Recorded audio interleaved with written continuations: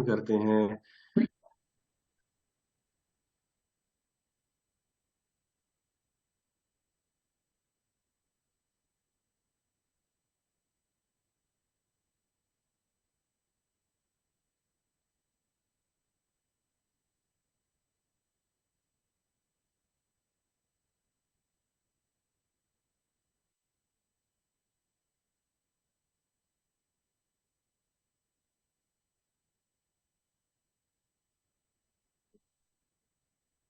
उस डॉक्यूमेंट को स्टडी करना है, उनके पास माइक्रोसॉफ्ट का वर्ड का बिल्कुल वही वर्जन है जो वर्जन आपके कंप्यूटर पे है, और उसी कस्टमाइजेशन, उन्हीं ऑप्शंस, उन्हीं सेटिंग्स के साथ वो माइक्रोसॉफ्ट वर्ड को यूज कर रहे हैं जो आपके कंप्यूटर पे हैं।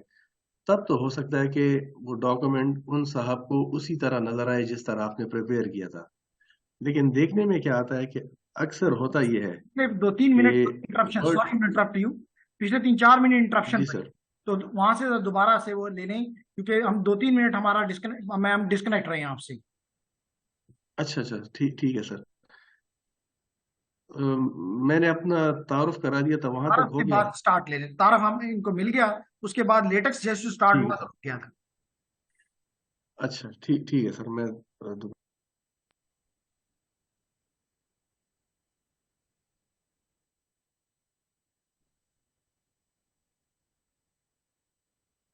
ठीक है। बिस्मिल्लाह रहमान रहीम। अभी थोड़ी देर पहले बात ये हो रही थी कि लैटेक्स जो है उसको सीखने की हमें ज़रूरत क्या है। ऑलरेडी अगर हम कोई डॉक्यूमेंट अपनी प्रिपेयर करना चाहें, वो डॉक्यूमेंट कुछ भी हो सकता है, वो हम एक इनफॉर्मल अपनी एक आज के दिन की कारगुजारी लिखना चाहें, चाहे इंग्लिश में हो या उर्दू में हो, चाहे हम किसी को कोई एप्लीकेशन भेजना चाहें, छुट्टी की दरख्वास्त लिखना चाहें, चाहे हम कोई रिसर्च पेपर लिखना चाह रहे हो, चाहे थीसिस पे काम करना हो, साइंटिफिक डॉक्यूमेंट हो, मैनेजमेंट से रिलेटेड डॉक्यूमेंट हो, डॉक्यूमेंटेशन के लिए अमूमी जो टूल यूज किया जाता है माइक्रोसॉफ्ट वर्ड है, और भी है लेकिन ज्यादातर लोग माइक्रोसॉफ्ट वर्ड यूज करते हैं। और वर्ड को यूज करने की वजह क्या है? माइक्रोसॉफ्ट वर्ड को जब आप ओपन करते हैं, बस आप अपने कीबोर्ड से टाइप करना शुरू कर दें। जो कुछ आप टाइप करते रहेंगे वो उस डॉक्यूमेंट का हिस्सा बनता जाएगा। फिर इस डॉक्यूमेंट के कुछ हिस्से को आपने बोल्ड करना है या अंडरलाइन करना है, तो उसको सेलेक्ट करें और आइकन, जो कंसर्न आइकन है उसको क्लिक करें, तो आप अपने डॉक्यूमेंट की डिजायर्ड फॉर्मेटिंग कर सकते हैं आराम से। और टेक्स्ट साइज कम ज्यादा करना या फॉन्ट चेंज करना वगैरह सारा कुछ जो है वो आसानी से हो जाता है। तो माइक्रोसॉफ्ट वर्ड को यूज करने के लिए आप किसी स्पेशल स्किल की जरूरत नहीं है, उसको कोई भी आराम से इस्तेमाल करना शुरू कर सकता है। तो माइक्रोसॉफ्ट वर्ड जो है वो अक्सर इस्तेमाल किया जाता है मुख्तलिफ डॉक्यूमेंटेशन पर्पजेस के लिए। उसमें फिगर्स ऐड करनी हो, टेबल्स ऐड करने हो, टेबल ऑफ कंटेंट ऐड करना हो वगैरह, ये सारा कुछ आसानी से हो भी जाता है और काफी कुछ सपोर्ट भी मौजूद है। मसला कहाँ पे होता है माइक्रोसॉफ्ट वर्ड में? खासकर जो साइंटिफिक कम्युनिटी है, इंजीनियरिंग से रिलेटेड लोग हैं या रिसर्चर्स हैं, उनके लिए मसाइल कब पैदा होते हैं माइक्रोसॉफ्ट वर्ड में, कि जब आप माइक्रोसॉफ्ट वर्ड में एक डॉक्यूमेंट प्रिपेयर करते हैं और वो आप अपने कोलीग को या अपने बॉस को या अपने सबऑर्डिनेट को सेंड करते हैं कि जी ये डॉक्यूमेंट जरा देखें, आप इसको स्टडी करें, या ये डॉक्यूमेंट मैंने प्रिपेयर किए, काइंडली जरा इसको एक नज़र देखें। तो अब अगर आपके पेयर के पास या आपके कोलीग के पास भी वही माइक्रोसॉफ्ट वर्ड का वर्जन है जो आपके कंप्यूटर में है, और उन्हीं सेटिंग्स के साथ या उन्हीं ऑप्शंस के साथ कॉन्फ़िगर्ड है जो आपके कंप्यूटर में है, तब तो कोई मसला नहीं है। तब तो जो डॉक्यूमेंट आपने प्रिपेयर किया वही डॉक्यूमेंट वहां भी नजर आएगा। लेकिन होता अक्सर क्या है कि वर्ड डॉक्यूमेंट जब आप अपने कंप्यूटर पे देखते हैं, आपको एक चीज नजर आती है, जब आप अपने किसी दोस्त के या किसी दूसरे कंप्यूटर पे जाके उस डॉक्यूमेंट को खोलते हैं, तो मुझे तो कम से कम ये शौक कई दफा मिल चुका है कि मुझे बिल्कुल एक दूसरे किस्म का डॉक्यूमेंट नजर आने लगता है।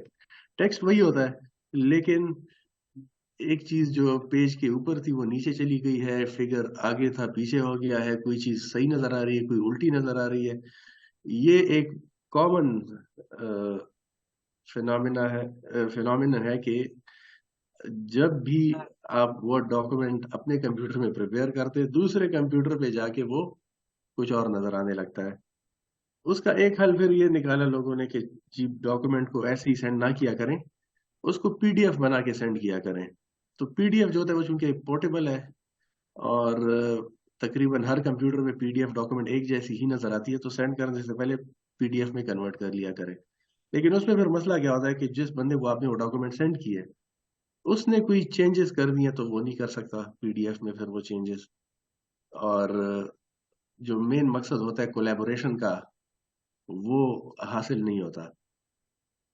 तो लेटेक्स जो है ये एक बहुत ही इम्पोर्टेंट टूल है साइंटिफिक कम्युनिटी में। आजकल जितने भी टॉप के जर्नल्स हैं, वो ऑथर्स को जो सबमिशन गाइडलाइंस देते हैं, तो उसमें वो रेकमेंड ये करते हैं कि आप अपना जो मैन्युस्क्रिप्ट है, जो डॉक्यूमेंट है, जो पेपर रिसर्च पेपर सबमिट करना चाह रहे हैं, वो काइंडली उसको लेटेक्स में प्रिपेयर करें।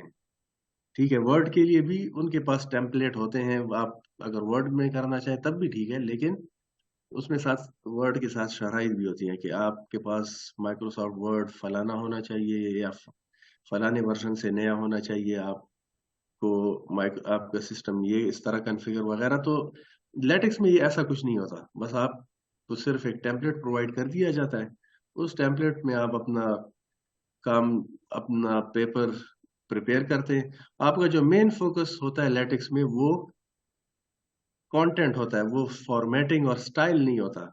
माइक्रोसॉफ्ट वर्ड में आपका सारा फोकस जो है वो फॉर्मेट और स्टाइल की तरफ जाता है। यहाँ लेटेक्स में आप सिर्फ इस पे फोकस रखते हैं कि आपने लिखना क्या है, वो औरों को नजर कैसे आएगा, ये फिक्र आपके ऊपर हावी नहीं होती है। और दूसरा ये कि लेटेक्स जो है वो आप उसको उसमें जो भी काम आप करेंगे, आपके दोस्त को भी वो आपका जो काम है वो उसी तरह नजर आएगा, उसी हालत में, उसी स्टाइल के साथ, उसी तर्ज पे कि जो आपने प्रिपेयर किया है। और साइंटिफिक कम्युनिटी में, रिसर्च कम्युनिटी में, इंजीनियरिंग में और भी बहुत सी फील्ड्स में लेटेक्स जो है उसको एक बहुत ही इम्पोर्टेंट टूल समझा जाता है। लिहाजा लेटेक्स को सीखना जो है वो इतना कम से कम आदमी सीख जाए कि लेटेक्स का नाम सुन के वो डरे नहीं।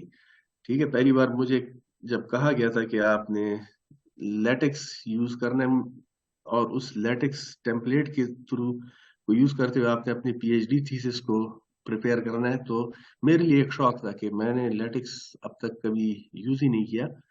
और अब मुझे कहा जा रहा है कि पूरा थीसिस जो है वो पीएचडी का थीसिस 130 140 पेजेस, ये आपने लेटेक्स में प्रिपेयर करना है। तो इनिशियली तो मेरे लिए एक शौक था, लेकिन जब मैंने उसमें काम शुरू किया, तो मैंने अल्लाह का शुक्र अदा किया कि अच्छा हुआ कि मुझे वक्त पे ही लेटेक्स की तरफ मजबूर किया गया कि मैं स्विच कर जाऊं, वरना बाद में जाके मेरे लिए बड़े मसाइल थे। वो थीसिस जो था वो सिर्फ कुछ स्टार्ट के दिनों की दुश्वारी के बाद बहुत आसानी से फिर वो डेवलप होता गया, इवॉल्व होता गया वक्त के साथ साथ। तो आज बात सिर्फ करते हैं थोड़ी सी लेटेक्स को कैसे अपने कंप्यूटर में लाना है। मैंने कुछ डॉक्यूमेंट्स शेयर किए हैं और शायद सरस ने आप लोगों के साथ शेयर किए हों, अगर नहीं भी किए हैं तो कोई मसला नहीं है। उस गो थ्रू करते हैं और देखते हैं कि लेटेक्स को हमारे कंप्यूटर का हिस्सा बनाने के लिए हमें क्या करना होगा। बहुत ही आसान है, और आज जो कुछ भी होगा आपको पता चल जाएगा कि ये तो कोई इतना मुश्किल है नहीं। फिर ये भी है कि लेटेक्स की कुछ कमांड्स होती है, आदमी भूल जाता है।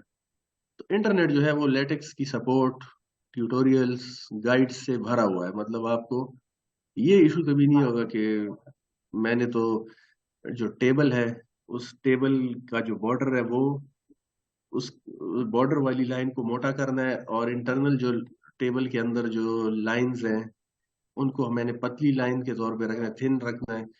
तो ये मैं कैसे करूंगा, ये मसला आपको कभी नहीं होगा, क्योंकि आप अगर भूल भी जाए कि इसको कैसे करना है, तो आप ऑनलाइन हेल्प को देख के वो अपना जो लॉस्ट कॉन्सेप्ट है उसको रीगेन कर सकते हैं। तो ठीक है, अभी हम यूँ करते हैं, मैं ज़रा अपनी स्क्रीन शेयर कर देता हूँ, अपनी वीडियो मैं बंद कर देता हूँ और स्क्रीन में शेयर करता हूँ ताकि वो आपको नज़र आए जो कि मैं डेमोन्स्ट्रेट करना चाहता हूँ। तो just give me a few seconds.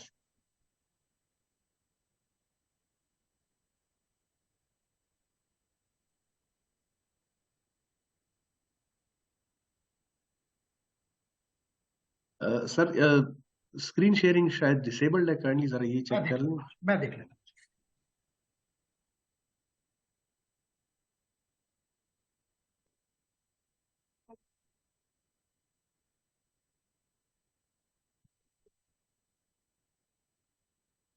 अब चेक करें सफदर साहब।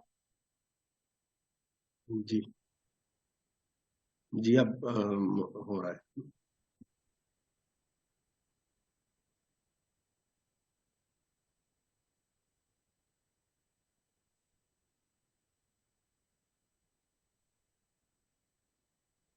अ, उम्मीद है कि अब एक यूईटी का लोगो सबको नज़र आ रहा होगा। जी बिल्कुल। ठीक, तो ये एक डॉक्यूमेंट है, मैंने सर के साथ शेयर की हुई है, सर आप लोगों के साथ शेयर कर लेंगे। अगर आप लोग चाहते हैं कि आपके कंप्यूटर में लेटेक्स काम करे, तो उसके लिए जो प्लेटफॉर्म है और उसके लिए जो रिक्वायर्ड मैंडेटरी लाइब्रेरीज हैं, फंक्शनैलिटीज हैं, वो मिकटेक्स प्रोवाइड करता है। मिकटेक्स एक पैकेज है, एक पैकेज नहीं है बल्कि पैकेजेस का मजमुआ है, बेशुमार पैकेजेस है इसके अंदर। मिकटेक्स अगर आपके सिस्टम में इंस्टॉल हो तो आपका सिस्टम इस काबिल है कि किसी भी लेटेक्स के डॉक्यूमेंट पे आप काम कर सकते हैं अपने सिस्टम में। तो मिकटेक्स का इंस्टॉल करना जो है वो ज़रूरी है। अगर आप लोगों के पास सिस्टम अभी है, आपके सामने है, और आप साथ साथ इंस्टॉल करना चाहते हैं तो बहुत अच्छा है। जी तो कर फ़ायदा रहे हैं। उसका ये होगा कि जी, फ़ायदा ये होगा कि जो आगे हम एक दो एक्सरसाइजेस करेंगे, वो आप अपने सिस्टम में भी, आप अपने सिस्टम पे करूंगा, लेकिन आप भी प्रैक्टिस के लिए अपने सिस्टम पे उनको एग्जीक्यूट कर सकेंगे। ठीक है, तो मिकटेक्स को इंस्टॉल कैसे करना है, उसका तरीका ये है, बहुत आसान है कि सबसे पहले आप गूगल पे जाके मिकटेक्स डाउनलोड लिख दें, तो आपको वो वेबसाइट का लिंक मिल जाएगा कि जहां से आप मिकटेक्स को डाउनलोड कर सकते हैं। ठीक है, और जब आप उस पेज पे जाएंगे कि जिस पेज पे मिकटेक्स अवेलेबल है, तो वहां पे आपने अपने सिस्टम के मुताबिक, अब आपके पास विंडोज है, मैकबुक है, जिस किस्म का भी सिस्टम है, जो भी ऑपरेटिंग सिस्टम है, उसके मुताबिक आपने ढूंढना है कि आपको रेलेवेंट डाउनलोड फाइल मिल जाए। और जब वो फाइल आपको मिल जाए तो आप उसको डाउनलोड कर दें। अगर अ, एक दो मिनट इंतजार करना पड़ा, शायद करना पड़ जाए, तो उसके बाद वो डॉक्यूमेंट डाउनलोड हो जाए। डाउनलोड के बाद क्योंकि सिर्फ 135 MB है तो बहुत जल्दी हो जाएगा।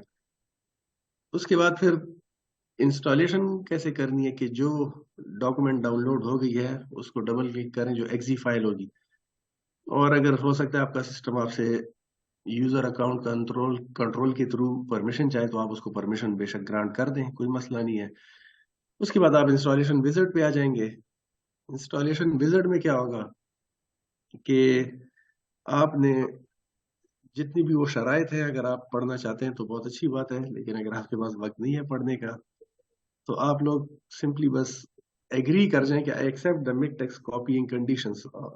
उसके बाद फिर आप नेक्स्ट का बटन आपको दो तीन दफा या चार दफा शायद दबाना पड़ जाएगा। एक जगह पे आपसे ये भी पूछा जाएगा कि सेटिंग्स के लिहाज से आपकी प्रेफरेंसेस क्या है।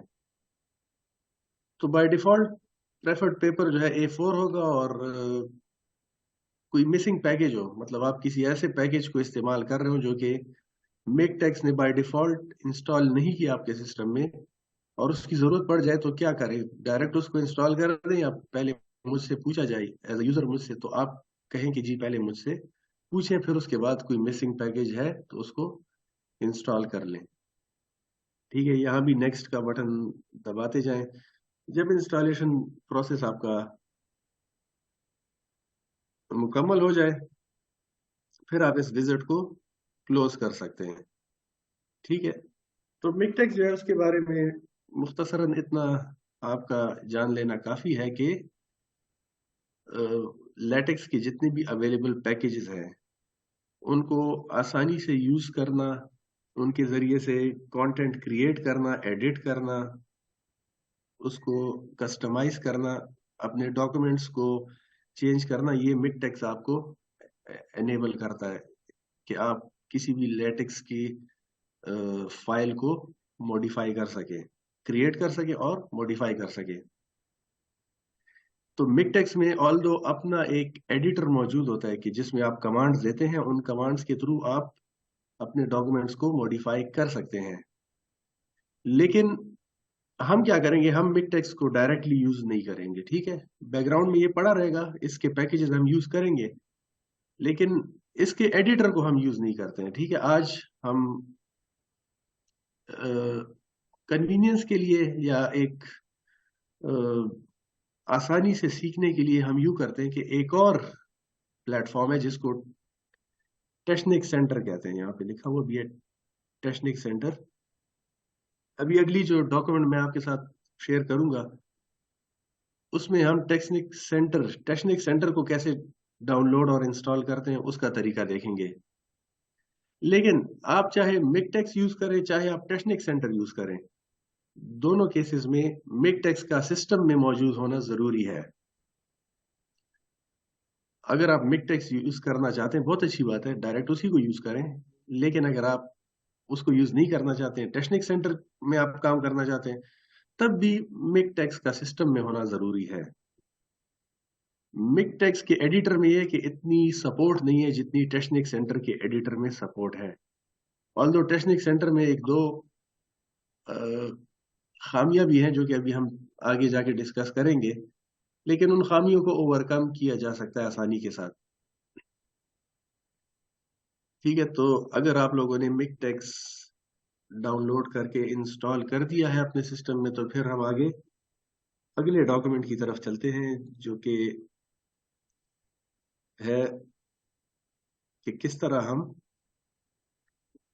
मिकटेक्स डाउनलोड और इंस्टॉल करने के बाद टेक्निक सेंटर को कैसे यूज करेंगे।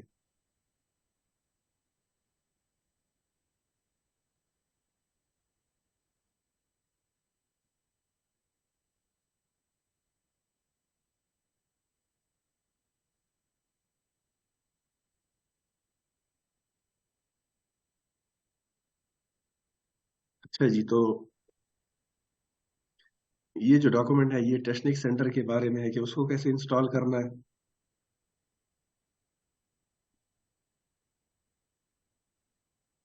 ठीक है, टेक्निक सेंटर को भी इंस्टॉल करने का तरीका बहुत आसान है। आप सिंपली गूगल में जाके टेक्निक सेंटर लिखें और या डाउनलोड टेक्निक सेंटर लिखें, तो आपको वो जो लिंक है जहां से आप इसको डाउनलोड कर सकते हैं वो आपको मिल जाएगी। वो लिंक आपको जब मिले और उस पेज पे आप जाएं जहां से आप टेक्निक सेंटर को डाउनलोड कर सकते हैं, तो आपको अपनी क्रोम में या एज या जो भी आपका ब्राउजर है उसमें आपको दो तरह के डाउनलोड्स मिलेंगे जो भी आपके सिस्टम के मुताबिक हो। 32 बिट वाला है या 64 बिट वाला, जो भी आपके सिस्टम के मुताबिक है उसको आप डाउनलोड कर लें। और डाउनलोड करने के बाद फिर आपने उसकी इंस्टॉलेशन शुरू करनी है। तो पहले आप टेक्निक सेंटर ये देख लें कि आपके सिस्टम के साथ कौन सा वाला ज्यादा मुनासिब है। जब उसकी डाउनलोड का अमल पूरा हो जाए, मुकम्मल हो जाए, उसके बाद इंस्टॉलेशन पे जाते हैं। इंस्टॉलेशन में क्या करना है कि आपने उसी एग्जी फाइल को डबल क्लिक करना है, परमिशन ग्रांट कर देनी है इंस्टॉलेशन के लिए। और जब इंस्टॉलेशन विजिट शुरू हो जाए तो आपको कई दफा नेक्स्ट क्लिक करना होगा और जो एग्रीमेंट है उसके साथ एज यूजुअल आपको एग्री करना होगा। ठीक है, उसके बाद जब आप नेक्स्ट दबाते जाएंगे तो इंस्टॉलेशन का प्रोसेस जो है वो शुरू हो जाएगा। और जब इंस्टॉलेशन का प्रोसेस मुकम्मल हो जाए तो आपने फिनिश या क्लोज जो भी लिखा हो वो क्लिक करके विजिट को बंद कर दें। इंस्टॉलेशन हो जाएगी। उसके बाद जब आप पहली बार टेस्टनिक सेंटर को ओपन करेंगे, ठीक है, जब भी आप पहली बार टेस्टनिक सेंटर को ओपन करें तो आपने, सॉरी, हाँ सही बात है, सही है, जब पहली बार टेस्टनिक सेंटर को ओपन करेंगे तो आपसे एक सवाल पूछा जाएगा कि क्या आप मिकटेक्स को as a TeX distribution choose करते हैं। तो आपने कहना है कि जी बिल्कुल, मैं मिकटेक्स को ही अपनी बुनियाद या फाउंडेशन के तौर पे या प्लेटफॉर्म के तौर पे सेलेक्ट करता हूं, और वहां पर मौजूद जितनी भी लाइब्रेरीज हैं, फंक्शनैलिटीज हैं, उन्हीं को मैं इस्तेमाल करूंगा जब मैं टेस्टनिक सेंटर पे काम करूंगा। तो मतलब यह है कि बुनियाद अब भी वही मिकटेक्स है, लेकिन सिर्फ एडिटर जो है वो मैं मिकटेक्स वाला नहीं बल्कि टेस्टनिक सेंटर वाला यूज कर रहा हूँ, क्योंकि इसमें सपोर्ट है, सपोर्ट अच्छी है, और इसमें काफी सारे फंक्शंस, इक्वेशंस वगैरह, फिगर्स वगैरह के लिए बिल्ट इन आपको सपोर्ट मिल जाती है। उसके लिए आपको इंटरनेट से सीखने की, कमांड सीखने की जरूरत नहीं होगी, बल्कि बिल्ट इन आपको बहुत कुछ मिल जाएगा। ठीक है, तो जब टेस्टनेक सेंटर आप डाउनलोड करें, इंस्टॉल करें, और उसको आप पहली बार रन करेंगे, तो जब आपसे पूछा जाए, एहतियात करें, जब आपसे पूछा जाए कि आप अपनी टैक्स डिस्ट्रीब्यूशन मिक टैक्स चाहते हैं या कोई और, क्योंकि मिक टैक्स आपने इससे पहले इंस्टॉल किया होगा तो ये डिटेक्ट कर लेगा कि मिक टैक्स आपके कंप्यूटर में पड़ा हुआ है। तो टेस्टनिक सेंटर में आपने फिर आपने ये ऑप्शन सेलेक्ट करना है कि हाँ, मैं मिक टैक्स को ही अपनी टैक्स डिस्ट्रीब्यूशन के तौर पे चूज करता हूँ। ठीक है। अच्छा, फिर उसके बाद एक पीडीएफ रीडर को भी आपने चूज करना है। ये भी आपसे पूछा जाएगा कि पीडीएफ रीडर के तौर पे आप किस डॉक्यूमेंट को सेलेक्ट किस सॉफ्टवेयर को आप पीडीएफ रीडर के तौर पे यूज करना चाहते हैं। तो कुछ लोग एडोब रीडर यूज करते हैं, कुछ लोग एक्रोबैट यूज करते हैं, कुछ लोग फॉक्सिट यूज करते हैं, जो भी आपको पसंद हो।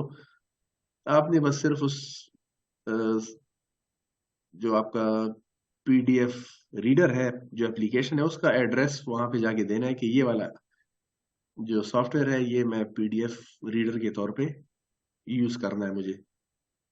ये काम हो जाए तो अब आपका टेस्टनिक सेंटर जो है वो रेडी है यूज करने के लिए।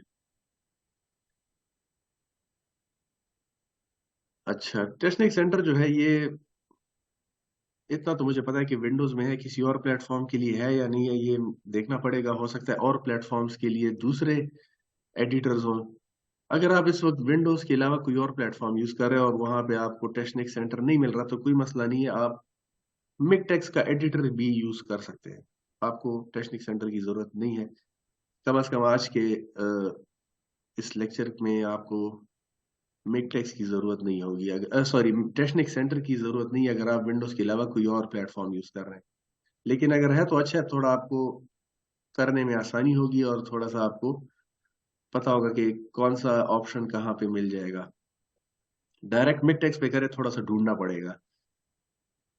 तो टेस्टनिक सेंटर जो है वो आपके लिए डॉक्यूमेंटेशन लेटेक्स के थ्रू वो बहुत आसान बना देता है, बहुत सपोर्टिव है।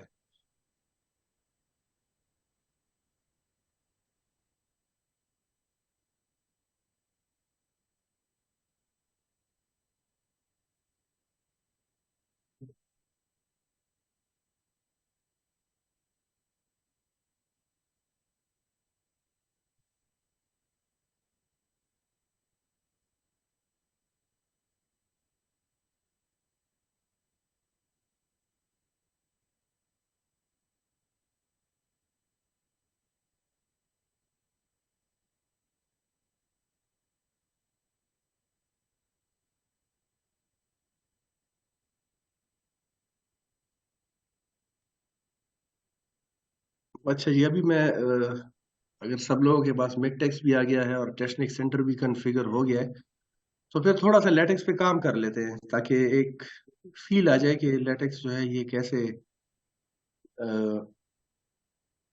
यूज करने में कैसा है, और इसकी कुछ फीचर्स हम देख लें कैसे काम करते हैं। बेसिक लेवल के हैं, और दूसरा है कि अगर ये डॉक्यूमेंट आपके पास है तो यहाँ से आप लोग जो कमांड्स है वो कॉपी करके अपने टेक्निक सेंटर में पेस्ट भी कर सकते हैं, और डायरेक्ट उसको रन करे देख लें कि काम हो रहा है या नहीं हो रहा। ठीक है, तो आगे बढ़ते हैं। अम,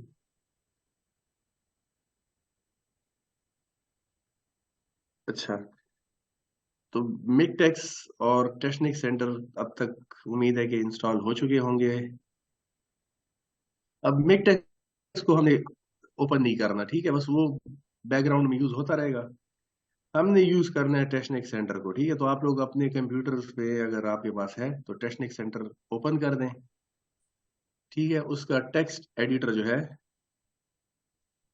वो आपके सामने आ जाएगा। क्या करना है, आपने आपने एक फाइल मेन्यू, ऊपर जो मेन्यू है उसमें जाके आपने फाइल को क्लिक करना है।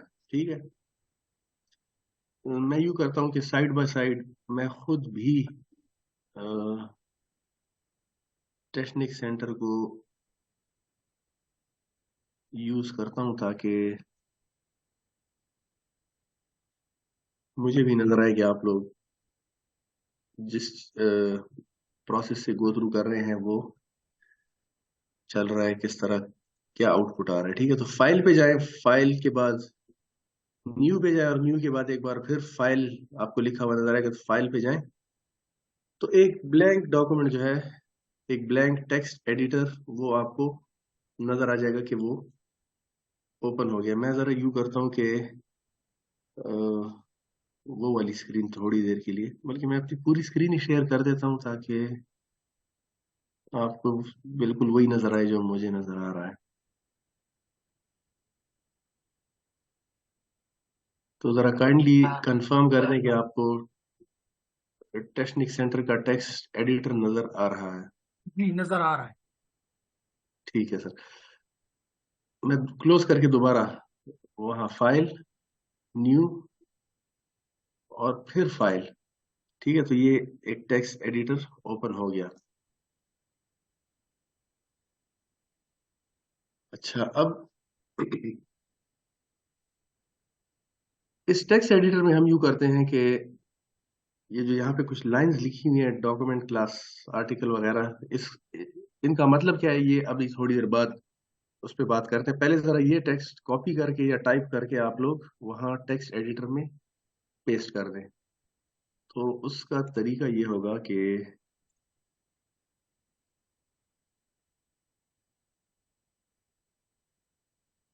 अच्छा, हो सकता है आप लोग सेलेक्ट किसी वजह से ना कर सके।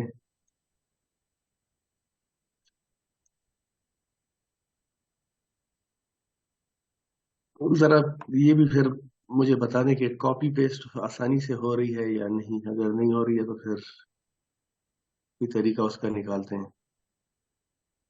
ठीक है, वो जो कुछ वहां पे लिखा हुआ था पावर पॉइंट प्रेजेंटेशन में, मैंने सिंपली उठा के उसको यहाँ पे पेस्ट कर दिया। डॉक्यूमेंट क्लास आर्टिकल है, और फिर डॉक्यूमेंट बिगिन है, और डॉक्यूमेंट की एंडिंग है, और दरमियान में सिर्फ इतना लिखा हुआ है हेलो वर्ल्ड। जिस तरह हम जो भी नई प्रोग्रामिंग लैंग्वेज सीखते हैं तो हेलो वर्ल्ड से आगाज करते हैं, तो इसी तरह लेटेक्स का भी आगाज हम हेलो वर्ल्ड से कर रहे हैं। ठीक है, अब पहला काम हम ये करते हैं कि इस फाइल को सेव कर लेते हैं। ठीक है, तो सेव करने के लिए इसको कोई नाम देना पड़ेगा।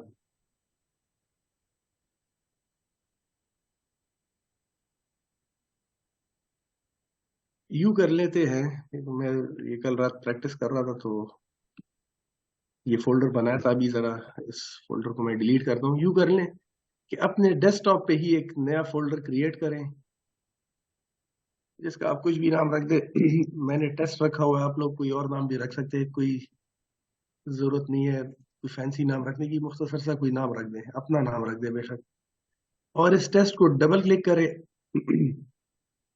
और फिर इस फाइल को जो है आपने नाम देना है test01, या कोई और नाम, लेकिन ऐसा कोई नाम हो कि कल को आप उसको ट्रैक आसानी से कर सके। ठीक है, ये काम हो गया, सेव इसको कर दिया गया। ठीक है, test01 के नाम से ये डॉक्यूमेंट सेव हो चुका है। अब दूसरा काम आपने ये करना है कि यहाँ पे आपको एक आउटपुट प्रोफाइल नजर आएगी। उसको जब आप क्लिक करेंगे आपको बहुत सारे ऑप्शंस नजर आएंगे। हमारा जो ऑप्शन है जिस पे हमने काम करना है वो है लेटेक्स से PDF, LaTeX to PDF conversion. हमने अपने इस लेटेक्स फाइल को पीडीएफ में कन्वर्ट करना है, ठीक है। ये हमारा आउटपुट का ऑप्शन आ गया। इसके बाद हम यहाँ आपको एक और आइकन नजर आएगा जिसका नाम है बिल्ड करंट फाइल। ये जो मौजूदा फाइल है, जो नीचे जो कुछ कमांड्स लिखी हैं इसके मुताबिक एक फाइल बनाई जाए, ठीक है। मैं दबा देता हूँ। अब यहाँ आपको कुछ होता हुआ नजर आ रहा है। ये सारा कुछ पढ़ने की जरूरत नहीं है, सिर्फ आखिरी 2 लाइंस बस मेनली पढ़ लिया करें। एरर्स भी कोई नहीं है, वार्निंग्स भी कोई नहीं है, बैड बॉक्सेस भी कोई नहीं है। एक पेज, 1 पेज जो है वो आउटपुट है, ठीक है। और नीचे बिबटेक्स रिजल्ट्स में भी ना कोई एरर है ना कोई वार्निंग है, ठीक है। यही हमारा मतलूब होता है कि एरर्स और वार्निंग्स ना हो तो बस बाकी जो कुछ भी है वो ओके है। अब यू करते हैं, जरा उस फोल्डर को ओपन कर लेते हैं कि जिस फोल्डर में ये डॉक्यूमेंट क्रिएट हुई है।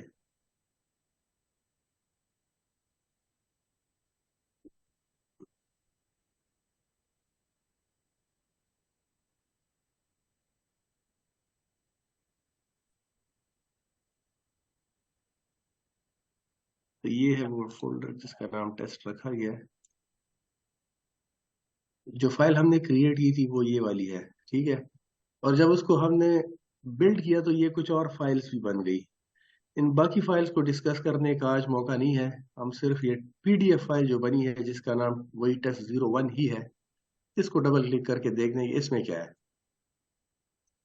तो उम्मीद है आपको नजर आ रहा होगा। इस पीडीएफ फाइल को ओपन करें, एक A4 साइज पेज है जिसमें हेलो वर्ल्ड लिखा हुआ है और नीचे पेज नंबर लिखा हुआ है 1। ये सबको नजर आ रहा है। जी और नजर आ आप लोगों का रहा है। आउटपुट, ठीक है। मुझे सर सिर्फ कुछ सेकंड, कुछ सेकंड्स दे, मैं आता हूँ सर। ये 30 सेकंड की ब्रेक है, उसमें आप लोग जरा चेक कर लें कि आप लोगों को ये आउटपुट मिल रहा है कि नहीं। आप लोग के साथ सॉल्व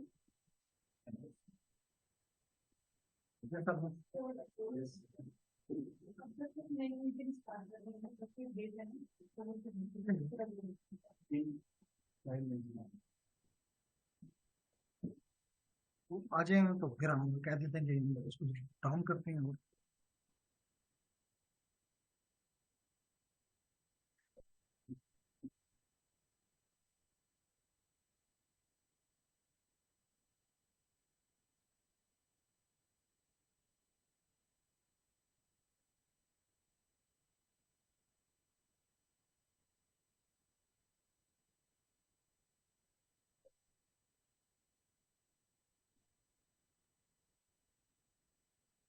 सर इनसे पूछ लें, अगर कोई इशू है तो मुझे बता दें, देख लेते हैं क्या वजह है। अभी क्योंकि इनकी इंस्टॉलेशन में जारी है, तो अगर इस वक्त क्योंकि ये जूम की आपको पता है मीटिंग है, और इसमें 1 मिनट का टाइम रह गया है क्योंकि 40 मिनट्स मैक्स होता है, तो मैं इस सेशन को ड्रॉप करके आपको दोबारा लिंक भेजता हूँ ताकि अगले 40 मिनट्स हमारे पास अवेलेबल हो जाए। ठीक है सबसे सर। अच्छा, मैं ये करता हूँ, मैं जरा वो पीडीएफ जो मैंने शेयर की है वो जरा चेक करता हूँ कि उसमें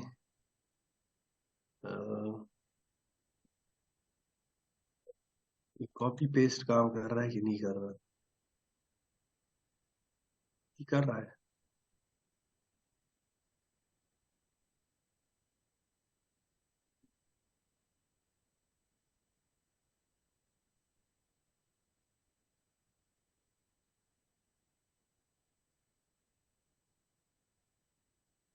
सर अगर कहे तो मैं पावर पॉइंट भी शेयर कर देता हूँ, तो उससे कॉपी करना आसान होगा।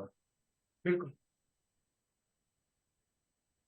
सफदर साहब, क्योंकि 1 मिनट से कम है, तो मैं इस कनेक्शन को ब्रेक करता हूँ और आपको दूसरा लिंक भेजता हूँ, क्योंकि जूम 40 मिनट से ज्यादा नहीं अलाउ करता। आवाज नहीं आ रही सर मुझे।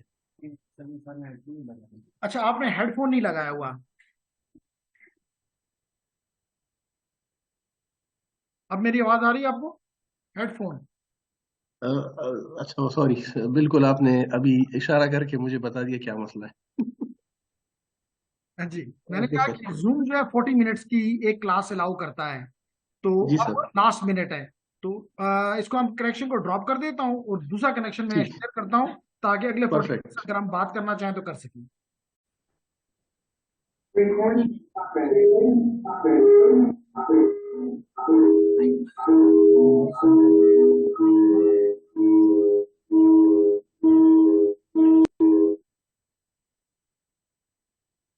जी, आप अपना क्वेश्चन करना चाहते हैं मोहसिन, या कंटिन्यू करें?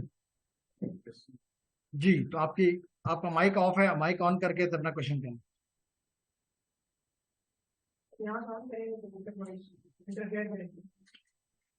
इधर आ जाओ, अपना क्वेश्चन यहाँ से करो, फिर जाके वहां पे बात बोलते हुए।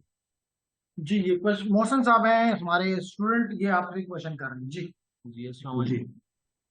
वालेकुम सलाम। सर ये डायरेक्टरीज किस तरह हम इंस्टॉल करेंगे इसमें, ये टेक्निक सेंटर में? डायरेक्टरीज इंस्टॉल टेक्निक सेंटर को में तो हमने सिर्फ सिंपली जो उसका एक्सी फाइल है उसी को डबल क्लिक करके और इंस्टॉलेशन प्रोसेस को पूरा करना है। ये वो कर जब लेंगे। एक दफ़ा इंस्टॉलेशन हो जाए, उसके बाद जब आप पहली बार टेक्निक सेंटर को रन करेंगे तो उस वक्त आपसे पूछा जाएगा कि आप अपनी टैक्स डिस्ट्रीब्यूशन किस टैक्स डिस्ट्रीब्यूशन के लिए आपकी चॉइस मिक टैक्स है या कोई और है। तो आपने कहना है जी मेरी चॉइस मिक टैक्स है। फिर वो आपसे ये भी पूछेगा कि आप पीडीएफ रीडर के तौर पे किस एप्लीकेशन को चूज करते हैं। तो वो एप्लीकेशन आपने जहाँ कहीं भी अपने कंप्यूटर में इंस्टॉल की, अमूमन प्रोग्राम फाइल्स में होती है। सी ड्राइव में प्रोग्राम फाइल्स के नाम से फोल्डर होता है, वहां पे अमूमन आपकी एप्लीकेशंस इंस्टॉल होती हैं। तो वो एड्रेस आपने बताना है कि जी, जैसे मेरे कंप्यूटर में एक्रोबैट रीडर जो है वो प्रोग्राम फाइल्स के अंदर एक एडोब के नाम से फोल्डर है, उसके अंदर एक रीडर 11.0 के नाम से फोल्डर है, उसके अंदर जो है एक्रोबैट रीडर इंस्टॉल पड़ा हुआ है। पर वो किया है, लेकिन वो जो आप एक मिनट स्क्रीन दिखाएं अपनी, जी, मेरी स्क्रीन नजर आ रही है। वो टेक्निक सेंटर वाली, अच्छा, ये इसमें ये ऊपर जो आपने लेटेक्स से पीडीएफ में कन्वर्ट किए, जी, ख्याल हमारे पास। ये लिखा हुआ नहीं आ रहा। जी सर, इसमें कुछ भी नहीं है। अ, खाली है ये जगह। जी जी। उसकी वजह ये होगी आपके कंप्यूटर में पीएस का मतलब पोस्ट स्क्रिप्ट है ना, तो ना कोई पोस्ट स्क्रिप्ट रीडर होगा ना कोई पीडीएफ रीडर होगा। पीडीएफ रीडर है आपके सिस्टम में कोई? नहीं है सर मेरे ख्याल से। हाँ, उसको कोई एक्रोबैट या एडोब रीडर इंस्टॉल कर लें, जी और जिस लोकेशन में वो जो उसकी मेन जो फाइल होती है ना, जी जी जी। वो लोकेशन फिर आपने मिक टेक्स्ट में एंटर करनी है। ये सर, शुक्रिया। अगर पीडीएफ रीडर नहीं है तो मिक टेक्स्ट को ये पता नहीं चल रहा कि आउटपुट कैसे देना है। जी समझ गया सर, शुक्रिया। ठीक है। इसका मतलब पहले एक्रोबैट रीडर इंस्टॉल करें, फिर मिक्सटेक करें, और फिर उसके बाद टेक्निक सेंटर में जाएं। जी हाँ, बिल्कुल। पीडीएफ रीडर बिल्कुल ये सिस्टम में होना चाहिए।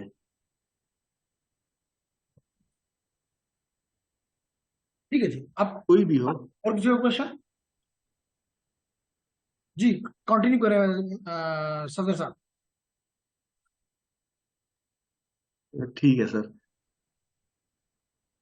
अच्छा, इस पावर पॉइंट प्रेजेंटेशन में हमने अभी तक जो बात की है वो ये कि ये जो कुछ कमांड्स हैं, इनको उठा के वहाँ पे अपने टेक्निक सेंटर में के एडिटर में पेस्ट कर दें, उसको रन करें और देखें कि क्या आउटपुट आता है। अगर आप लोग चाहते हैं कि पहले पीडीएफ रीडर इंस्टॉल कर लें और फिर आगे बढ़े तो ठीक है, हम 1-2 मिनट इंतजार आपका कर लेते हैं। आप लोग पहले एडोब एक्रोबैट या जो भी आपका पीडीएफ रीडर है वो इंस्टॉल कर लें, फिर आगे बढ़ते हैं। ये सिर्फ आपके पास नहीं था या बाकी किसी के पास भी नहीं है पीडीएफ बाकियों रीडर? के पास है, बाकियों के पास है, वो ओके दे रहे हैं। वो की दे रहे हैं, ठीक है, चलिए सही है, फिर आगे बढ़ते हैं सर। ठीक है, तो आउटपुट में हमने देखा कि एक test01 के नाम से PDF फाइल, और उस फाइल में सिर्फ एक ही पेज है जिसमें हेलो वर्ल्ड लिखा हुआ है और नीचे पेज नंबर है, बस, और कुछ आउटपुट हमें नहीं मिला। अब हमने जरा आगे बढ़ने से पहले स्टडी करना है कि ये जो टेक्स्ट हमने या कमांड्स हमने कॉपी करके वहां पेस्ट की थी, इनका मतलब क्या है। ठीक है।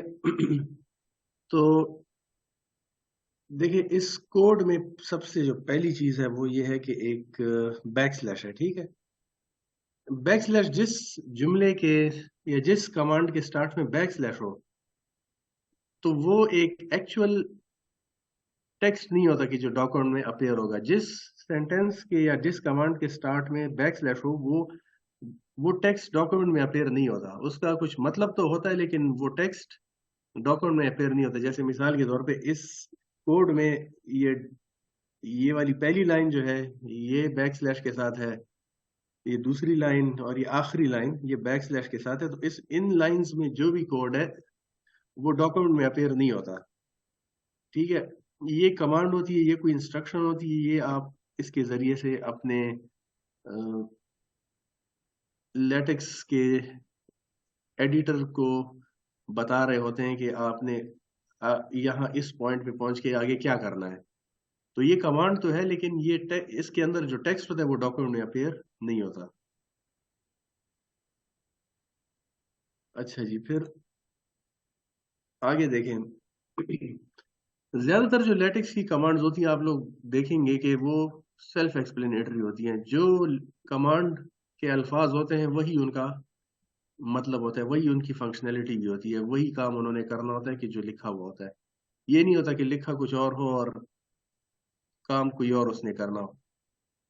ठीक है, जो पहली लाइन है डॉक्यूमेंट क्लास और फिर करली ब्रैकेट्स के अंदर लिखा हुआ है आर्टिकल, इसका मतलब ये है कि ये जो आप टेक्स्ट एडिटर में जो डॉक्यूमेंट बना रहे हैं वो एक आर्टिकल है। आर्टिकल का मतलब है कि वो एक या तो रिसर्च पेपर हो सकता है या फिर वो कोई थीसिस भी हो सकता है। ठीक है, थीसिस सॉरी नहीं, उसके लिए एक और लफ्ज है SCR बुक। वो अभी मैं जरा अपना PhD जो मैंने थीसिस लिखा था उसका जो डॉक्यूमेंट क्लास के लिए जो कमांड थी वो ये लिखी हुई है। इसको फिलहाल समझने की जरूरत नहीं है, सिर्फ ये दिखाना मकसूद है कि इसमें और भी आप ऑप्शंस दे सकते हैं कि A5 साइज का पेपर हो और साइज फॉन्ट का क्या हो या बिब्लियोग्राफी वगैरह से रिलेटेड, लेकिन खैर इसको फिलहाल समझने की जरूरत नहीं है। हमारी जो डॉक्यूमेंट है इसका क्लास आर्टिकल है। इसका मतलब है कि ये जो डॉक्यूमेंट है ये किसी रिसर्च पेपर की तरह नजर आना चाहिए। अच्छा, आगे जो एक लाइन है जिसमें है बैकस्लैश, उसके बाद लिखा हुआ है बिगिन। ये जो बिगिन है ये डिफाइन करता है कि आगे कोई एनवायरनमेंट शुरू होने वाला या वाली है। मुझे मेरी उर्दू इतनी अच्छी नहीं है, एनवायरनमेंट शुरू होता है या होती है वो आप लोग खुद तय कर लें। तो आगे किसी एनवायरनमेंट का आगाज हो रहा है जिसकी वजह से हमने बिगिन, और जब वो एनवायरनमेंट खत्म जहां पे हो रही है वहां पे एंड, उसी एनवायरनमेंट का इख्तिताम यहाँ पे हो रहा है। एनवायरनमेंट की मुख्तलिफ किस्में होती है, यहाँ पे आज हम सिर्फ डॉक्यूमेंट वाली एनवायरनमेंट को डिस्कस करेंगे कि जिसमें हमने अपने जो डॉक्यूमेंट क्रिएट करना है और उसके अंदर जो कंटेंट होगा वो इस एनवायरनमेंट के अंदर बंद करेंगे हम उसको। Hash begin document, hash and document. Environment की और भी टाइप्स होती है लेकिन वो किसी और वक्त चेक कर लेंगे। आज हमने सिर्फ एक बेसिक डॉक्यूमेंट चूंकि बनानी है तो लिहाजा सिर्फ डॉक्यूमेंट एनवायरनमेंट पे ही बात करेंगे। अच्छा, अब आगे एनवायरनमेंट की अगर कोई और टाइप आपको यूज करनी पड़ जाए तो ये बात जहन में रखें कि हमेशा जो है जो एनवायरनमेंट पहले शुरू हुई थी वो आखिर में खत्म होगी, जो एनवायरनमेंट बाद में शुरू हुई थी वो पहले खत्म होगी। ये है लास्ट कम फर्स्ट सर्व्ड, जैसे उससे एनालॉजी आप थोड़ी सी ले लें। एग्जैक्टली वो चीज तो नहीं है, लेकिन जो एनवायरनमेंट पहले शुरू हो वो बाद में खत्म हो, जो एनवायरनमेंट बाद में शुरू हो वो पहले खत्म हो। अगर आपने यूं किया कि पहले डॉक्यूमेंट को बिगिन किया फिर एनवायरनमेंट को बिगिन किया तो और फिर आपने एंड पहले डॉक्यूमेंट को किया और फिर बाद में एनवायरनमेंट को एंड किया तो ये गलत है। तो बात समझ आ रही है? देखिए, डॉक्यूमेंट अगर पहले बिगिन हुआ है तो डॉक्यूमेंट को बाद में एंड होना चाहिए। जैसे कि ऊपर यहाँ पे ये पहली जो एग्जांपल है जिसके साथ कमेंट में वैलिड लिखा हुआ है, ये ठीक है। ये जो परसेंटेज का साइन है ये कमेंट को शो करता है। लेटिक्स में आपने कोई कमेंट लिखना हो तो आप परसेंटेज का साइन डालें और आगे जो कुछ भी आप लिखेंगे वो कमेंटेड होगा। अच्छा, अगर आपने यूं किया कि पहले डॉक्यूमेंट को शुरू किया फिर एनवायरनमेंट को शुरू किया लेकिन खत्म पहले डॉक्यूमेंट को किया तो ये गलत है। और ये भी गलत है कि डॉक्यूमेंट के बाहर कोई एनवायरनमेंट हो। हर एनवायरनमेंट जो है वो डॉक्यूमेंट के अंदर होनी चाहिए। यानी ये नहीं हो सकता कि डॉक्यूमेंट की एनवायरनमेंट के बाहर कोई और एनवायरनमेंट आपके लेटेक्स फाइल में चल रही हो, तो ये भी गलत है। तो दो बातें हो गई, एक तो ये कि जो एनवायरनमेंट पहले शुरू हो वो बाद में खत्म हो। दूसरी बात ये कि हर एनवायरनमेंट डॉक्यूमेंट की एनवायरनमेंट के अंदर होनी चाहिए। बाकी जितनी भी एनवायरनमेंट्स हैं वो डॉक्यूमेंट के अंदर होनी चाहिए। अच्छा, अब जरा आते हैं अगले। अभी तक कुछ चीज जो समझ ना आई हो वो जरा पूछ लें तब आगे बढ़ते हैं। फिर कोई भी मसला है, इशू है अभी तक तो पूछ लें।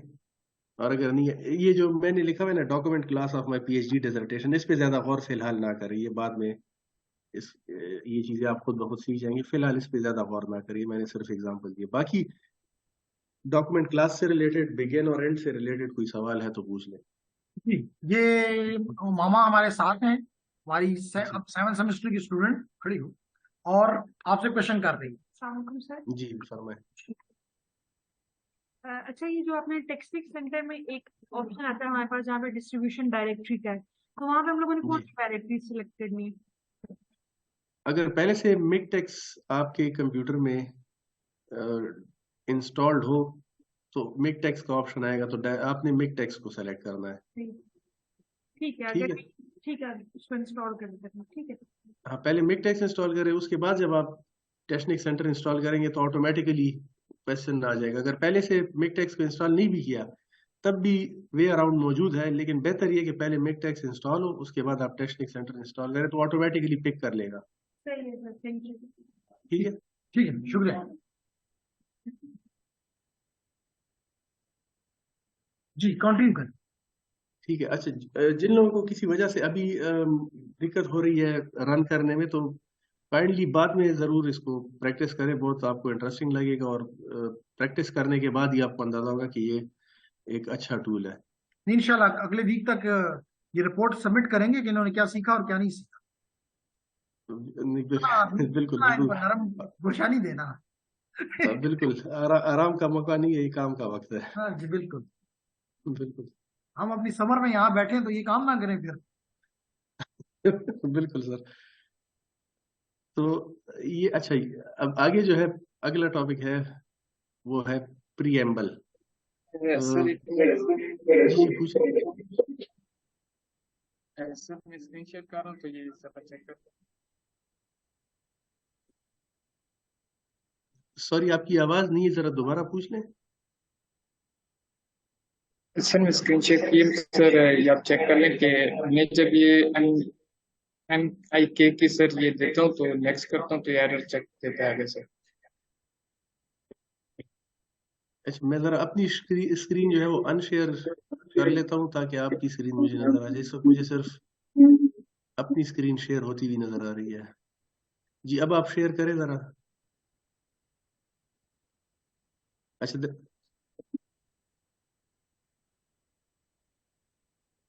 फिर ये एरर देता है। application logic is not known in directory of your text distribution। अच्छा, तो जरा इसको ओके कर दें, देखते हैं अगर मुझे मिल जाती है। जरा ब्राउज पे जाएं, ये जो 3 डॉट्स लगे हुए हैं ये जरा देख लेते हैं।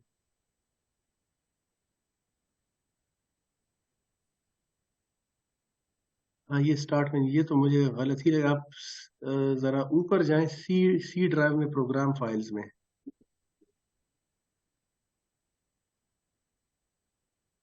सी कहाँ पे होगा?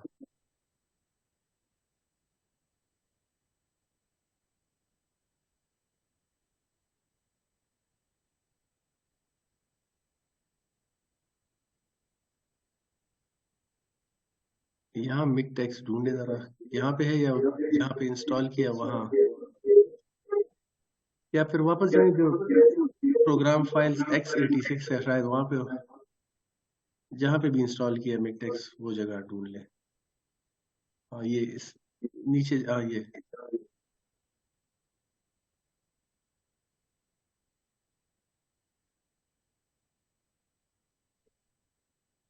अच्छा, एक मिनट जरा मुझे अपने, मैं अपने सिस्टम में देख लूँ कहाँ पे इंस्टॉल्ड है, ठीक है? फिर मैं आपको बताता हूँ।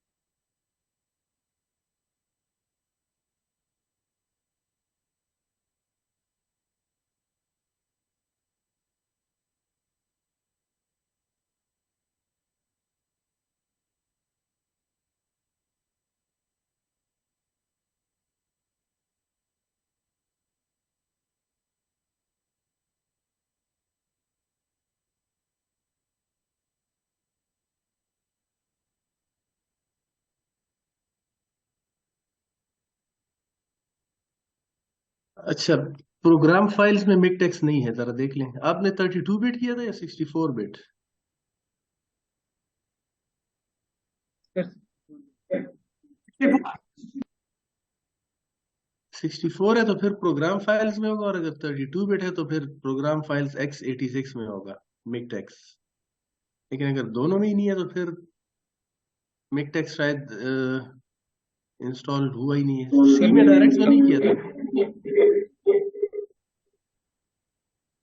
सी में तो नहीं किया था? सी सर जहाँ इंस्टॉल किया है वो लोकेशन आपने देनी है ना। सर मैं इंस्टॉल कर लेता हूँ। आप दोबारा इंस्टॉल ठीक है करके सर, चेक मेरी कर इंस्टॉल लें। कर लेता हूँ डिजायर्ड लोकेशन। हाँ, मिक टेक्स्ट जरा दोबारा इंस्टॉल करने वाला यहाँ पे नजर जरूर आता।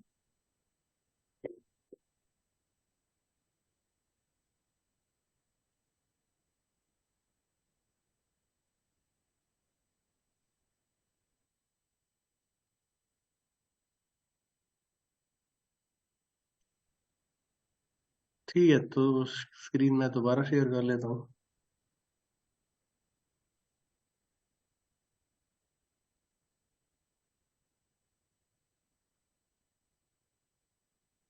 आगे बढ़े? श्योर। Okay sir. अच्छा,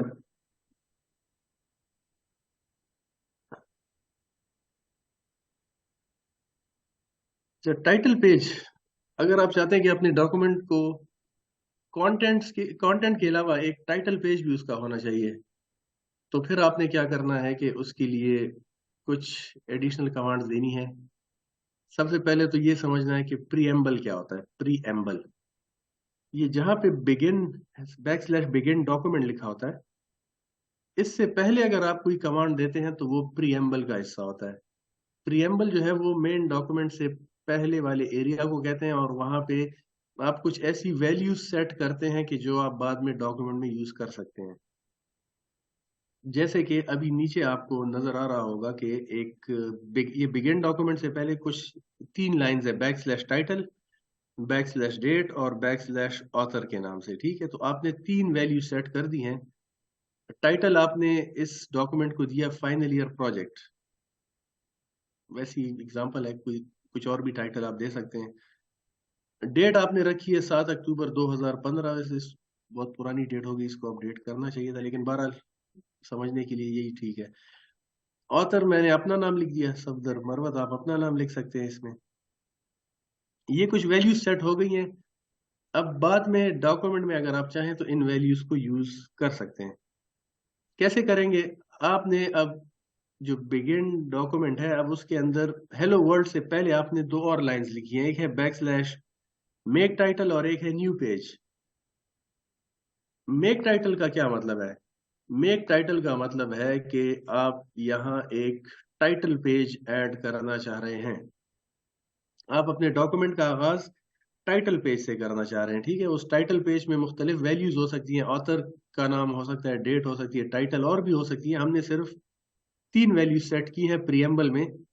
तो जो टाइटल पेज अब बनेगा उसकी वैल्यूज जो है वो इस टाइटल पेज पे नजर आएंगी। वो जो ऑथर की वैल्यू है, डेट की, टाइटल की वैल्यू है, वो टाइटल पेज पे नजर आएगी।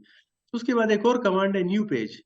न्यू पेज का क्या मतलब है कि टाइटल पेज के बाद हम चाहते हैं कि बाकी जितना कंटेंट है वो एक नए पेज पे जाए, टाइटल पेज अलग हो और बाकी कंटेंट अलग हो। तो उसके लिए हमने कमांड दी है न्यू पेज की। न्यू पेज के बाद फिर वही अपना जो पुराना हेलो वर्ड था वो लिखा हुआ है, और उसके बाद एंड डॉक्यूमेंट है। सर इनको अगर कोई इश्यूज हैं, जैसे कि अभी इन्होंने कहा कि मिक टेक्स्ट नहीं मिल रहा वगैरह, तो काइंडली मुझे भी मेरे साथ ये डायरेक्ट कांटेक्ट कर सकते हैं। मैं इनको यानी इंडिविजुअल टाइम दे के गाइड कर सकता हूँ, फिर वो इंशाल्लाह कोई ठीक मसला नहीं है। ठीक है, बहुत शुक्रिया। मैं आपका कांटेक्ट इनको दे दूंगा एंड दे विल बी बिल्कुल कांटेक्ट यू देन। बिल्कुल सही है। ईमेल एड्रेस वैसे भी हर स्लाइड पे नीचे लिखा हुआ है, और अगर बेशक व्हाट्सएप या फोन भी करना चाहे तो कोई मसला नहीं है।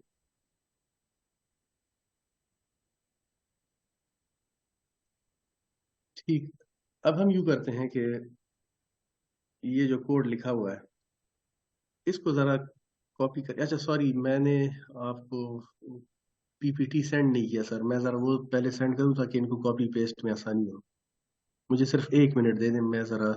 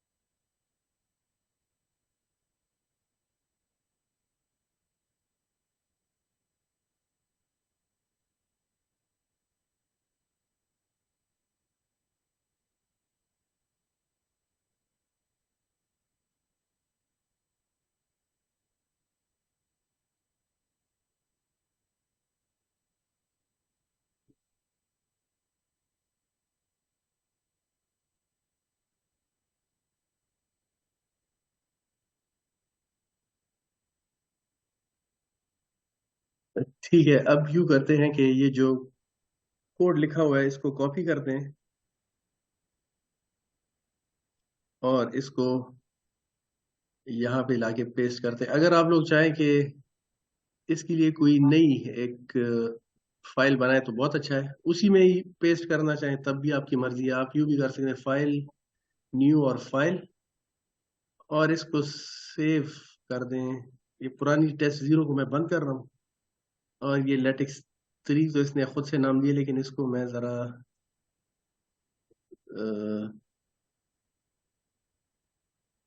कोई और नाम देने की कोशिश करता हूँ, लेकिन एक सेकंड दें मुझे।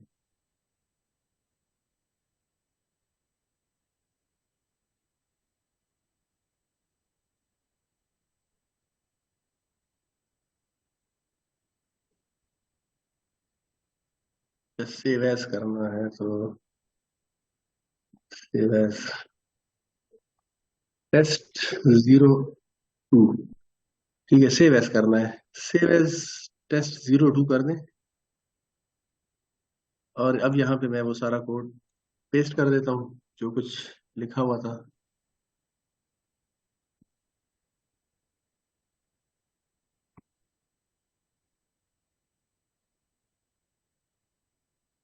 और अब इसको रन करके देखते हैं कि क्या रिजल्ट आता है। एक्सक्यूज मी सफदर साहब, ये जो आइडेंटिटेशन है ये कंपलसरी है या ना भी हो? जैसे पाइथन में कंपलसरी है, क्या यहाँ भी? नहीं, यहाँ पे कंपलसरी नहीं है, नहीं है सर, कंपलसरी नहीं है। मैंने सिर्फ एस्थेटिक की वजह से दे दिए, वरना जरूरी नहीं है। ये जो कुछ भी परसेंटेज साइन के बाद लिखा हुआ है वो कमेंट है, तो उसके लिए इंडेंटेशन की जरूरत नहीं है।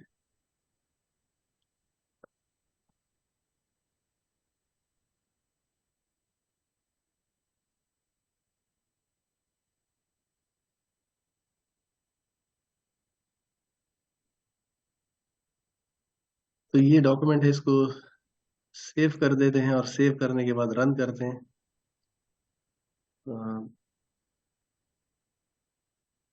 Zero errors, zero warning, zero bad boxes, तो इसका मतलब है ये काम हो गया। अब देखिए, अब 2 पेजेस नजर आ रहे हैं आउटपुट में, एक नहीं है बल्कि 2 पेजेस हैं। तो जाके जरा उस फोल्डर में देख लेते हैं, ये टेस्ट2 के नाम से जो पीडीएफ फाइल बनी है, इसको जरा ओपन करते हैं। तो ये अब पहले एक टाइटल पेज है, फाइनल ईयर प्रोजेक्ट टाइटल है, ऑथर सफदर मरवत है, डेट लिखी हुई है। अच्छा, नीचे पेज नंबर 1 आया हुआ है, हेलो वर्ल्ड है, और इसको पेज नंबर 2 मिल गया। तो अब हमें मिल गए हैं 2 पेजेस, एक टाइटल पेज है और एक बाकी का कंटेंट है। और वो जो 3 वैल्यूज हमने सेट की थी, वो उसके मुताबिक जो टेक्स्ट है वो अपीयर हो चुका है टाइटल पेज पे। जी, यहाँ इसमें तो कोई समझने में कोई इशू नहीं था। ये बिबटेक क्या चीज है? कहाँ बिबटेक्स, लिखा हुआ है सर? बी आई, जब आपने इसको जी बिल्कुल लास्ट लाइन। हाँ, बिबटेक्स वो भी आएगा सर, इसके बाद बिबटेक्स जब बिब्लियोग्राफी आएगी तो उसमें फिर बिबटेक्स पे बात करेंगे। वो अभी इसके बाद थोड़ी देर में अगला ये शायद रेफरेंसेस वही के लिए टॉपिक। इस्तेमाल होता है, मैं राइट? जी जी, जी जी सर, बिल्कुल रेफरेंसेस के लिए।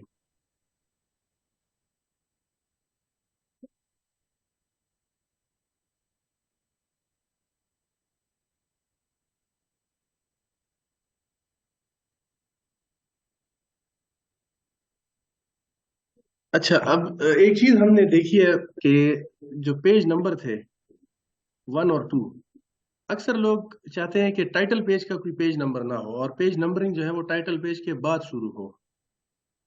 ठीक है, तो उसका भी जरा देख लेते हैं कि उसका क्या तरीका कार होगा। पेज नंबरिंग के जो है उसके मुख्तलिफ कन्वेंशंस हैं, और अगर आप चाहते हैं कि पेज नंबर ना हो तो फिर हमने पेज नंबरिंग के लिए जो एट्रीब्यूट यूज करना है उसको कहते हैं गॉबल। अच्छा, जो नंबरिंग सिस्टम्स हैं, 2 तरह के नंबरिंग सिस्टम्स हैं। एक रोमन है जिसमें आई है और वी और एल सी डी एम, इस तरह के अल्फाबेट्स जो हैं वो यूज होते हैं नंबरिंग के लिए। मतलब 1 के लिए आई है, 2 के लिए आई आई, और 3 के लिए आई आई आई, फिर 4 के लिए आई वी है, 5 के लिए वी। वो नंबरिंग सिस्टम आपको पता होगा, एक रोमन। एक और ये जो हमारा 0 से लेकर 9 तक के जो डिजिट्स हैं, और फिर उसके बाद 10 जो है वो 10 से रिप्रेजेंट होता है, इसको अरेबिक नंबरिंग सिस्टम कहते हैं, क्योंकि ये अरेबिक लैंग्वेज में सबसे पहले इंट्रोड्यूस्ड हुआ था। उसके बाद बाकी लैंग्वेजेस ने इसको अडॉप्ट किया है। तो ये जो 0 से लेकर 9 तक के डिजिट्स यूज होते हैं जिस नंबरिंग सिस्टम में, इसको लैटिक्स में इसके लिए जो एट्रीब्यूट है वो है अरेबिक। तो 3 एट्रीब्यूट्स है। ग्लोबल का मतलब है कोई नंबर ना हो, अरेबिक का मतलब है 0 1 2 3 ये वाले नंबर्स हो, और रोमन का मतलब है कि आई और वी और वो वाले जो नंबर्स हैं वो हो। हम यूं करते हैं अपने डॉक्यूमेंट में कि जो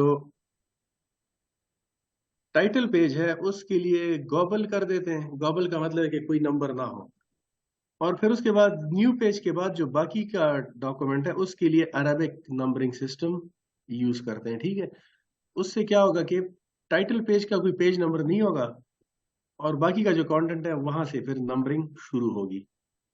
तो अब यूं करते हैं कि ये जो कमांड है इसको मैं कॉपी करके, आप लोग चाहें तो यहाँ पे अब फाइल सेव एज करके टेस्ट3 के नाम से करना चाहे कर लें। मैं उसी टेस्ट2 में ही इसको पेस्ट कर देता हूँ। ठीक है, तो क्या हुआ कि जो टाइटल पेज है उसके लिए गॉबल है, और जो बाकी का डॉक्यूमेंट है न्यू पेज के बाद वाला उसके लिए अरेबिक है।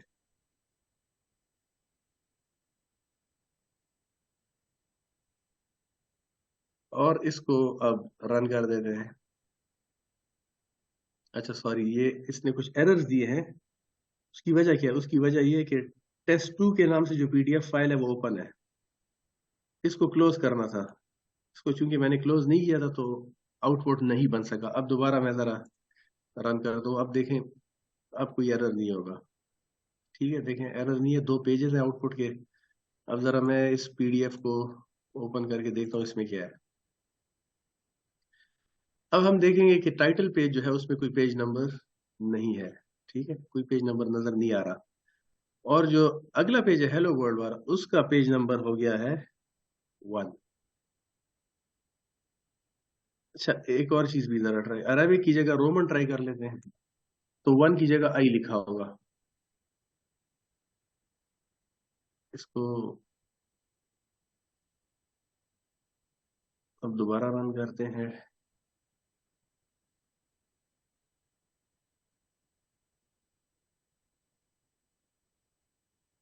और देखते हैं क्या आउटपुट है। देखिए 1 की जगह आई लिखा हुआ है। अच्छा, एक और काम कर सकते हैं हम, वो ये कि जो टाइटल पेज है उसको रोमन में नंबर दे देते हैं, और जो बाकी का डॉक्यूमेंट है उसको अरेबिक कर देते हैं। अब क्या होगा है?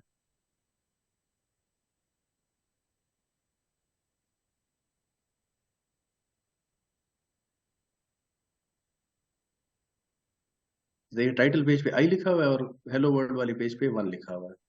ठीक है, तो यूं हम पेज नंबरिंग लेटेक्स में आसानी से कर सकते हैं। बाकी सारे पेज के नंबर जो है वो खुद ब खुद इसी तरतीब से होते रहेंगे। कोई कोई सवाल है तो बता दें। Is there any question?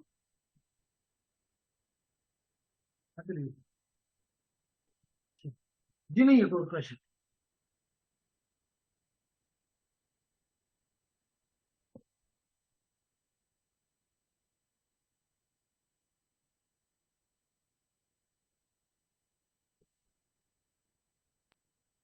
ठीक है, अगर तो कोई सवाल नहीं है तो आगे बढ़ते हैं। अगला फिर टॉपिक है कि डॉक्यूमेंट को स्ट्रक्चर कैसे करेंगे।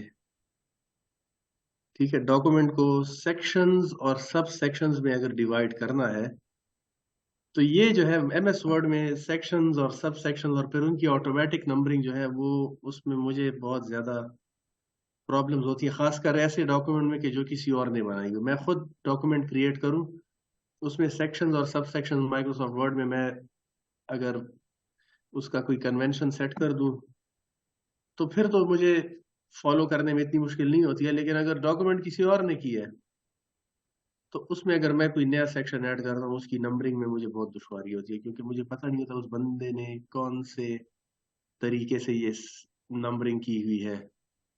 उसने लिस्ट इस्तेमाल किया, उसने मल्टी लिस्ट इस्तेमाल की हुई है, उसने डायरेक्ट बुलेट्स एंड नंबरिंग के थ्रू किया हुआ है, क्या किया उसने ये समझ नहीं आ रही होती, और उसकी वजह से, या उसने डायरेक्ट हाथ से 1 लिखा हुआ है और 1.1 1.2 हाथ से टाइप करके लिखा हुआ है।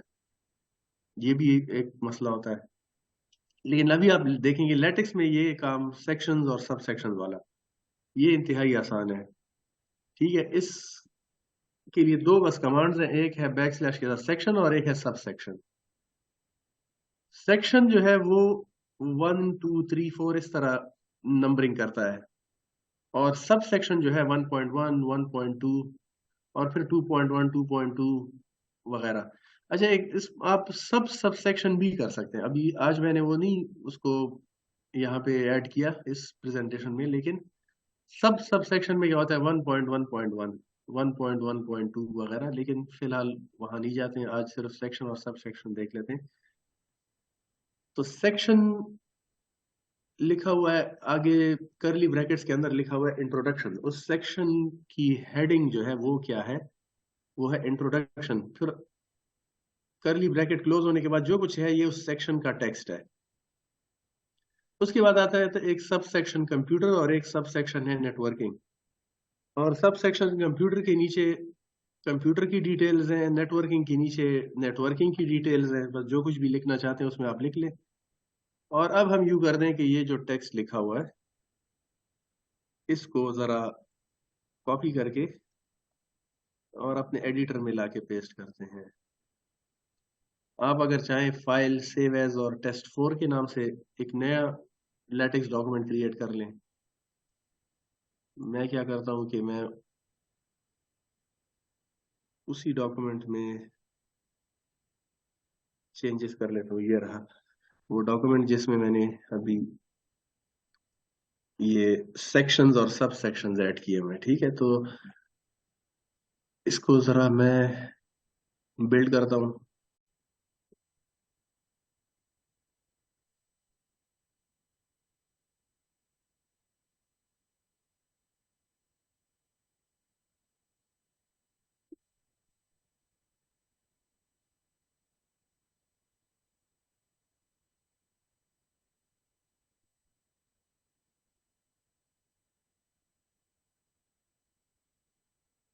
है ना?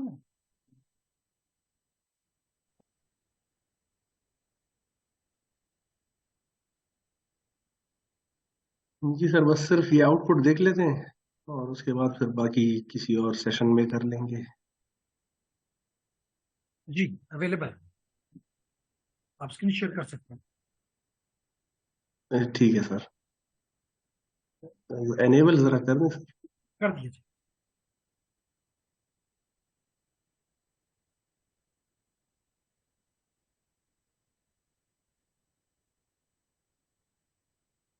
ठीक है, तो अब सेक्शंस और सब सेक्शंस के साथ डॉक्यूमेंट को मैंने रन कर दिया है। देखते हैं कि क्या रिजल्ट आता है इसका। अब हम जाते हैं जरा उस अपने पीडीएफ को ओपन करते हैं। ठीक है, तो देखिए सेक्शन 1 इसने खुद ही 1 इसको कह दिया है। हमने नहीं कहा था कि ये पहला सेक्शन होगा, लेकिन इसने बाय डिफॉल्ट इसको इंट्रोडक्शन को 1, कंप्यूटर को 1.1 क्योंकि सब सेक्शन है, और नेटवर्किंग को 1.2 कर दिया है। तो इस तरीके से सेक्शंस और सब सेक्शंस क्रिएट होते हैं।